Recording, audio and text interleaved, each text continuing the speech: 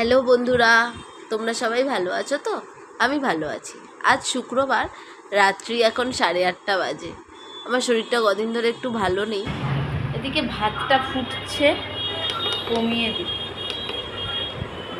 ভাতটা ফুটুক।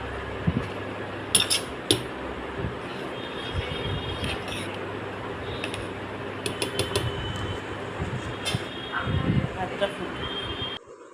এই যে ঝিঙে টিঙে ছিল ঘরে, আর এই বাঁধাকপিটাও ছিল, আর এই টাটকা সবজি এসছে, টমেটো, কুমড়ো, বেগুন, পটল চিংড়ি খাবে ওই জন্য।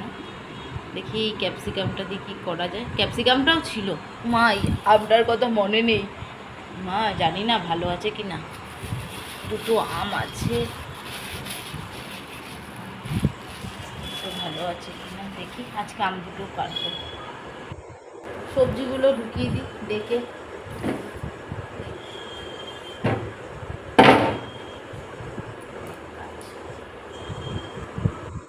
সবজিগুলো প্লাস্টিকে করে গুছিয়ে রাখি, আর লঙ্কার বোটাগুলোও ছাড়িয়ে রাখি, নয়তো আবার পচে যায়। এখন বর্ষাকাল তো।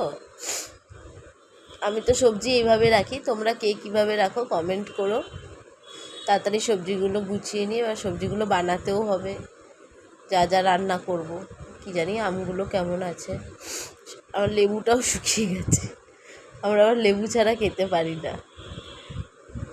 এখানে আলু পটল কেটে নিয়েছি, ভেন্ডি আর পেঁয়াজ দিয়ে ভেবেছিলাম ভাজা করব, দেখছি একটুখানি বেগুন কাটা ছিল, 3 রকম হয়ে যাচ্ছে, তাই একটু আলুও কেটে দিয়ে দিলাম একটুখানি। আমরা 3 জন মানুষ, আর কতটুকু লাগে। বেশি মনে হয় আমিই খাই, দেখে তোমরা বুঝতেই পারো। আমরা আবার চিংড়ি মাছ কীভাবে মানে লোককে বোঝাই যে ক টাকার চিংড়ি এনেছে। 2 টাকা, এটা 2 টাকার সাইজ, এটা 1 টাকার সাইজ। যেমন এটা আমরা বলি এই সাইজটাকে দেখে 2 টাকার সাইজ। আমার রাতের রান্না কমপ্লিট।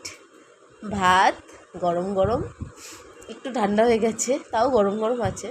আলু পটল চিংড়ি পেঁয়াজ দিয়েছি একটু, আর এদিকে ভেন্ডি পেঁয়াজ ভাজা।